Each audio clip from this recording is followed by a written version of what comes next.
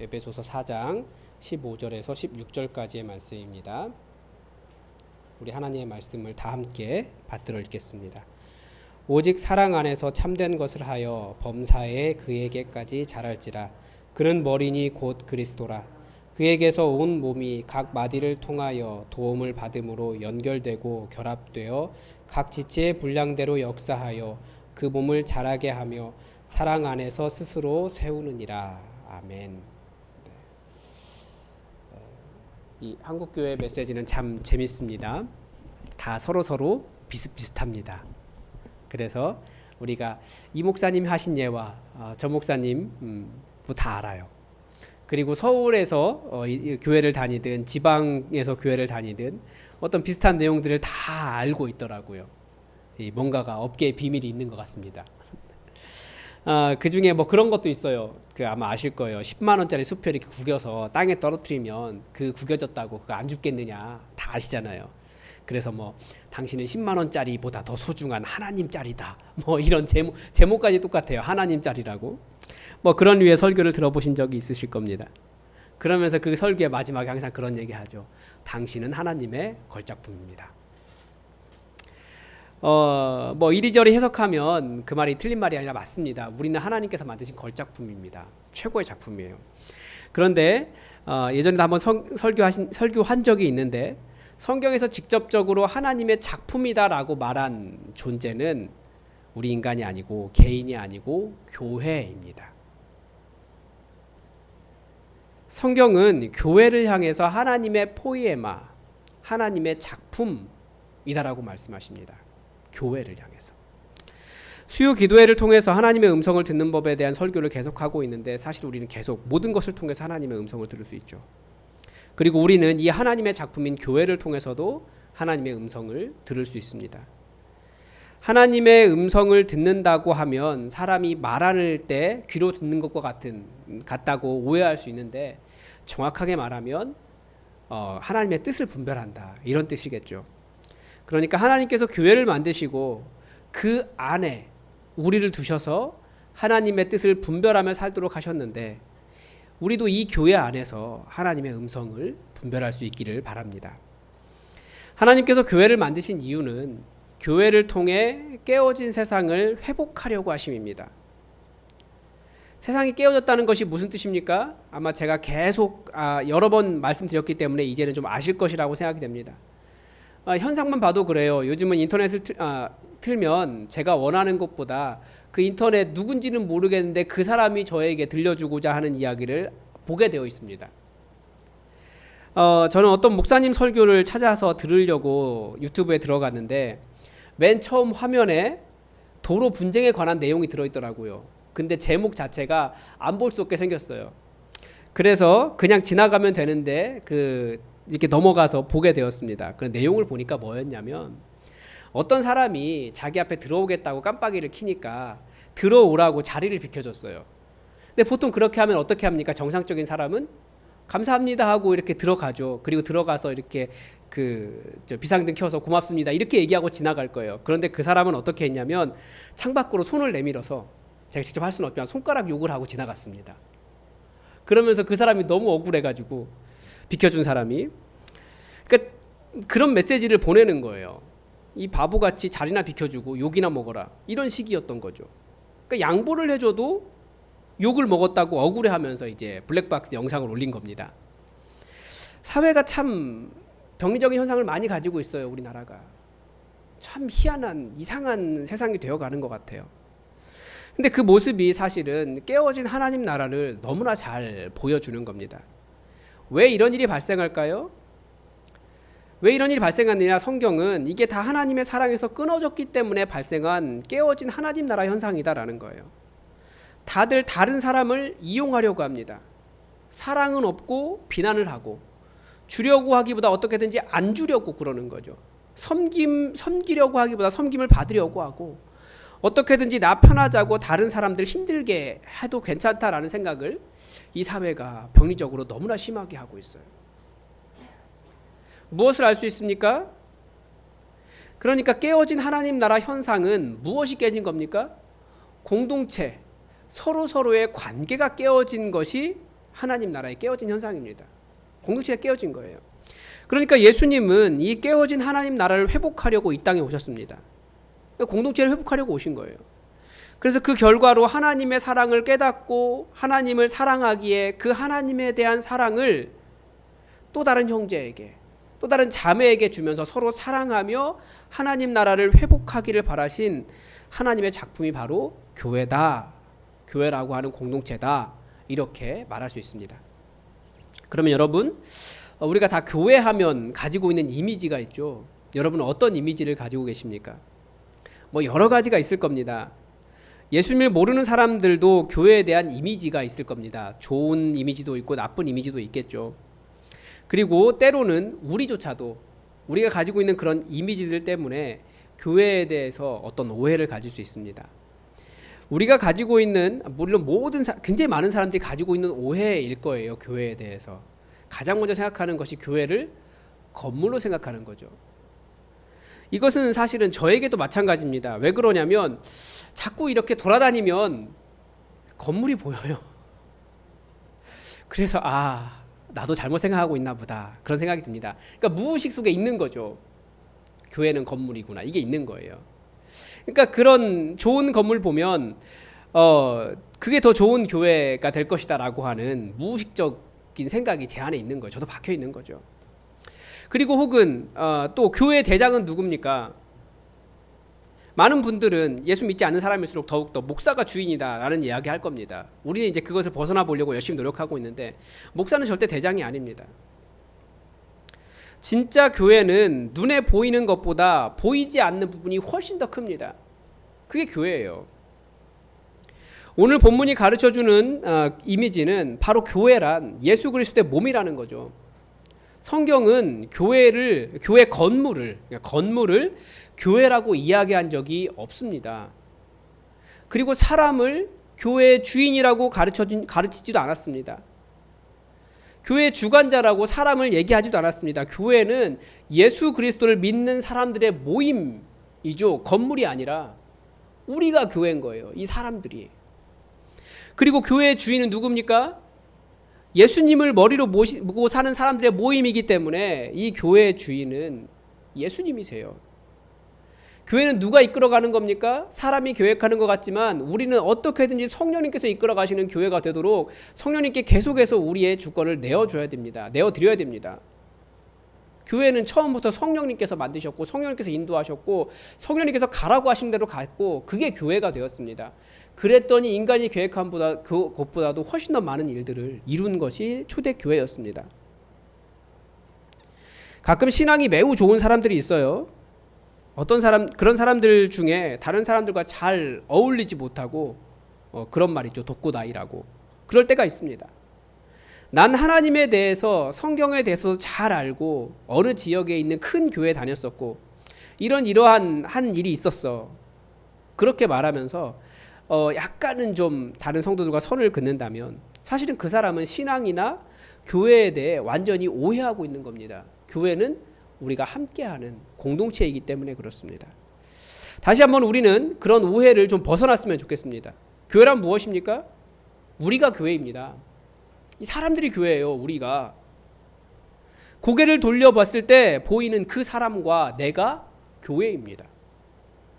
건물이라는 것을 우리가 벗어나야 돼요. 그래서 초대교회는 건물을 갖지 않았지만 가장 위대한 교회를 만든 시대입니다. 그렇다면 교회는 어떤 일을 합니까?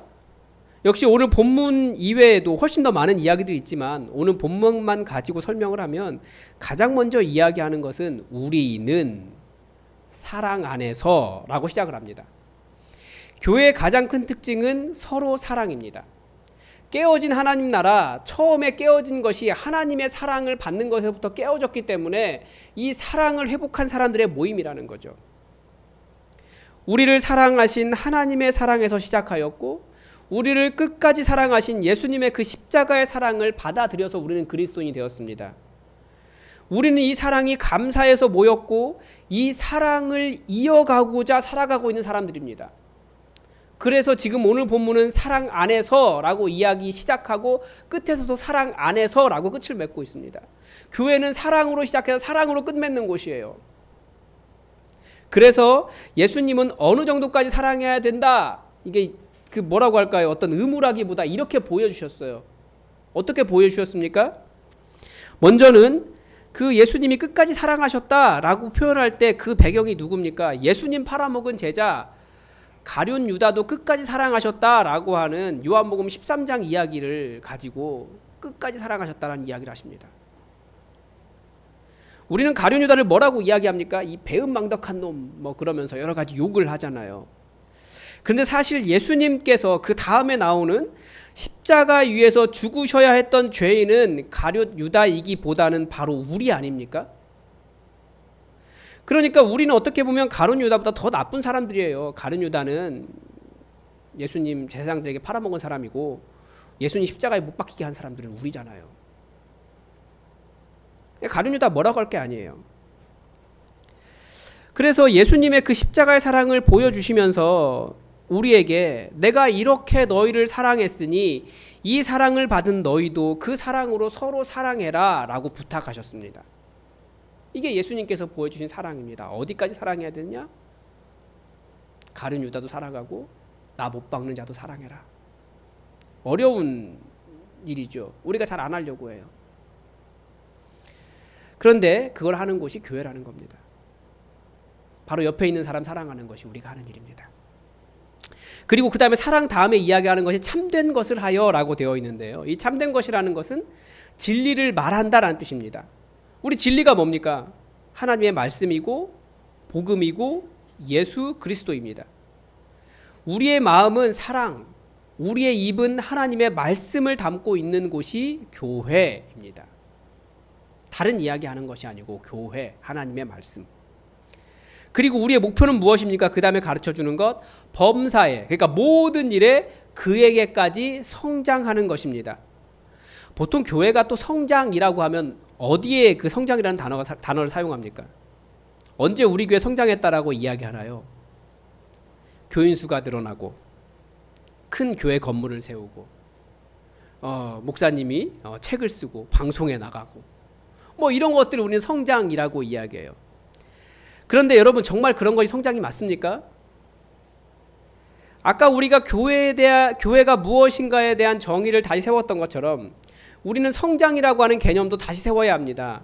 교회의 성장은 얼마나 예수 그리스도에게 이르렀느냐, 얼마나 예수님의 사랑과 얼마나 예수 그리스도의 말씀으로 예수 그리스도에게 가까이 갔느냐, 이것이 성장입니다. 교회의 성장입니다.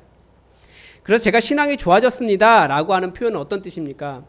제가 더 예수님을 닮아가고 있습니다 라는 뜻입니다. 더 간절하게 주여라고 외치는 것보다도 다시 물어보면 여러분 더 사랑하십니까? 더 사랑하게 되었습니까? 더 사랑하지 못할 사람도 더 사랑하게 되었습니까? 내가 미워하던 사람도 사랑하게 되었습니까? 그게 우리가 성장했다라는 뜻입니다. 더 나아가 내 몸처럼 사랑하게 되었습니까? 그게 우리가 성장했다는 뜻입니다. 내가 신앙이 더 좋아졌습니다. 제가 더 예수님 닮아가고 있습니다. 더 성장했습니다. 라고 하는 것은 바로 옆에 있는 사람을 얼마나 더 사랑하게 되었느냐, 이것을 통해서 우리가 검증해 볼 수 있습니다. 그래서 범사에 그에까지 자라가라 라고 우리에게 교회라고 한다면 어떤 일을 해야 되는지를 가르쳐 주시는 겁니다. 그래서 우리는 깨어진 하나님 나라, 사랑이 없어서 깨어져 버린 하나님 나라를 회복하는 일을 하는 겁니다. 현대 교회가 하고 있는 큰 실수 중에 하나가 신앙을 자꾸 개인화한다는 겁니다. 그래서 공동체를 섬기고 서로 참아내고 인내하며 공동체에 대한 책임을 다하는 그런 공동체적인 자세보다는 개인이 잘 살면 신앙이 좋은 것이라고 가르칩니다. 예수님은 우리를 예수님의 몸으로 부르셨지. 예수님은 우리를 예수님의 몸으로 부르셨다라고 하는 오늘 이 본문을 우리가 잘 기억해야 됩니다. 어떤 도인으로 부르신 게 아니에요. 우리를 공동체로 부르셨습니다. 예수 그리스도의 몸으로. 그래서 우리 안에 아픈 사람이 있으면 나도 아픈 거고, 그래서 우리 안에 가난한 사람이 있으면 나도 그게 안타까운 거예요. 그래서 누군가가 안 보이면 우리는 괴로운 것이고 사랑하는 것이 공동체의 진심인 거죠. 16절에서 가르쳐주는 공동체의 진리는 다 연결되어 있다는 겁니다. 여러분, 우리는 한 교회로 서로 연결되어 있습니다. 그리고 서로 연결되어 있기 때문에 지금 본문에서 가르쳐주는 겁니까? 가르쳐주는 것이 뭡니까? 연결되었기 때문에 하나다라고 이야기하는 것이 아니라 연결되어 있기 때문에, 연결되어 있다라는 뜻은 서로 도움을 받는다라는 뜻입니다. 그러니까 내가 도움을 주는 것 같지만 그것보다도 내가 도움을 받는 게 더 많이 있다라는 거죠. 공동체는 그런 곳입니다. 그래서 내가 도움을 받고 있습니다. 그리고 자기가 도움을 주기 위해서는 각 지체의 분량대로 역사해야 된다, 일해야 된다라는 거죠. 다른 말로 하면 각 부분이 알맞게 서로의 역할을 감당하면서 어떻게 하라고요? 자라가라고요. 한번 우리 몸을 생각해 보십시오. 인간의 몸에서 가장 중요한 곳이 어디입니까? 뭐 여러 곳 이야기할 수 있지만 뇌가 굉장히 중요할 것 같아요. 제 생각에는. 네.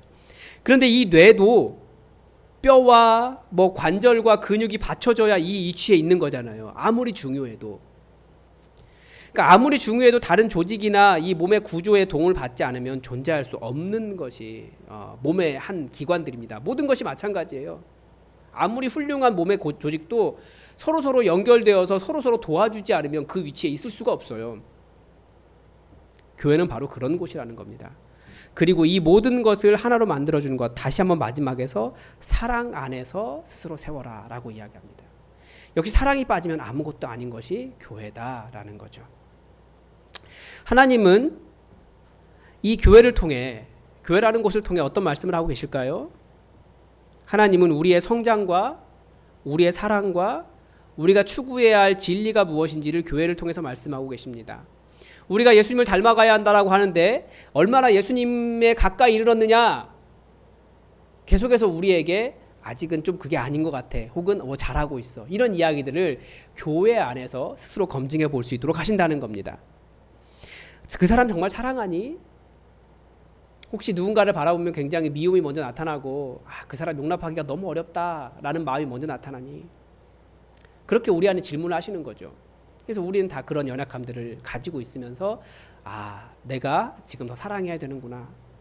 내가 하나님 나라를 회복해야 되는데 하나님 나라를 회복하는 것보다 내 자존심 세우는 것을 먼저 하려고 하는 거구나. 이런 것들을 우리가 검증해 볼 수 있습니다.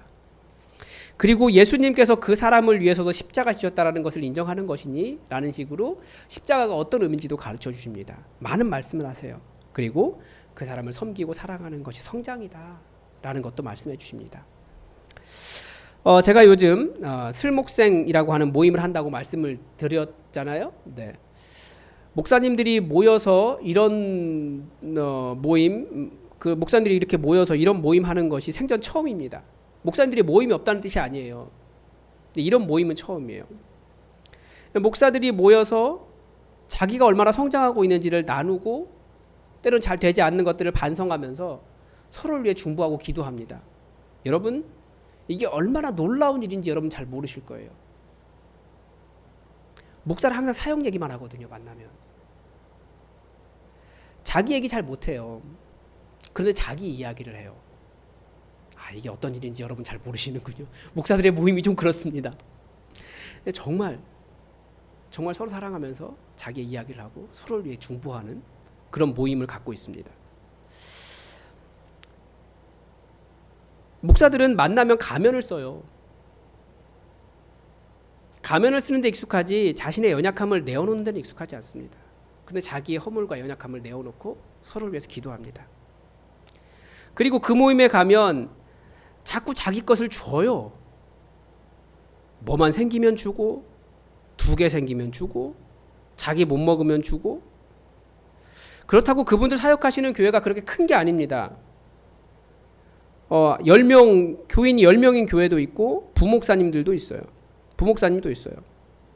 저는 오늘 아침에도 뭔가를 받았습니다. 오해하지 말고 들으십시오. 그 모인 사람들 중에, 목사님들 중에서 우리 교회가 제일 큰데 저를 제일 불쌍히 여겨요. 오해하지 마십시오. 네. 항상 무슨 뜻이냐면 서로를 향해서 저 목사님 뭐가 필요하지? 계속 서로의 필요를 채워주기 위해서 계속 노력합니다. 그렇게 관찰하면서 서로의 필요를 채워주는 모임을 저는 하고 있습니다.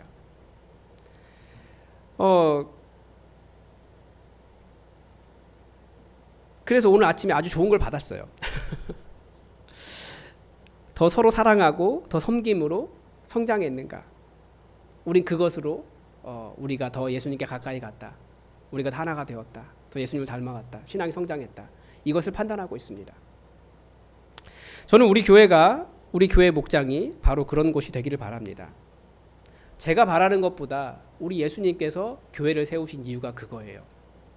더 섬기고 더 사랑하고 서로 깨어져 있는 하나님의 사랑으로부터 떨어져서 깨어진 병리적인 현상을 살아가고 있는 이 사회 속에서 더 사랑하며 정말 하나님 나라를 만들어서 서로의 필요를 채워주며 사랑으로 하나 되는 곳이 되기를, 그렇게 이 세상을 회복하기를 우리 주님께서 바라고 계십니다.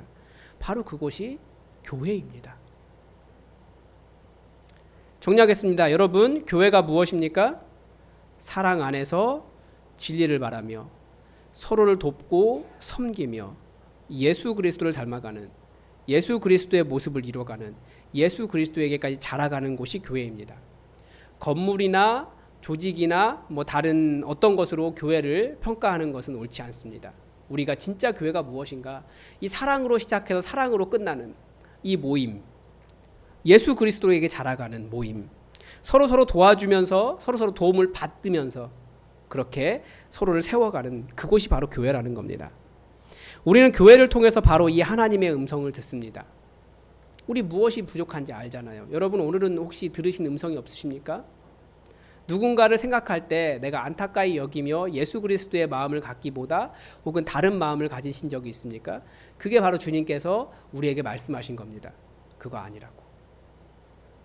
때로는 누군가를 보면서 그 사람을 어떻게 채워야지 라고 하는 마음이 든다면 그게 주님께서 우리에게 주시는 말씀입니다.